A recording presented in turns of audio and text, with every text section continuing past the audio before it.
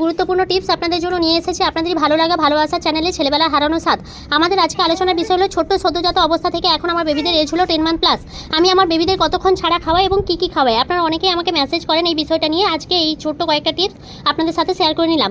টাইমটা এক্ষেত্রে সবচেয়ে গুরুত্বপূর্ণ, সেটা হলো gap between two light to heavy meal is 4 hours, মানে 4 ঘন্টা ছাড়া ছাড়া খাওয়াবেন বেবিদের। যতক্ষণ বেবি খেতে চাইবে এবং খাওয়ার পরে জলটা সাফিসিয়েন্ট করে খাওয়ানোর সময় চেষ্টা করবেন ভ্যারাইটিস অফ প্রোটিন আলাদা আলাদা করে খাওয়ানোর জন্য, কিন্তু মাছ মাংস ডিম একসাথে কোনোদিনই দেবেন না। যে কোনো একটাই অল্টারনেটিভ একদিনের জন্য রাখবেন। বেবিদের ডাল সেদ্ধ ভাত খাওয়ানোর সময় আলাদা আলাদা স্বাদ দেওয়া ভীষণভাবে জরুরি। 2-3 ধরনের ডাল একসাথে কখনো বাটার বা টেস্ট চেঞ্জ করার জন্য সেটা করবেন।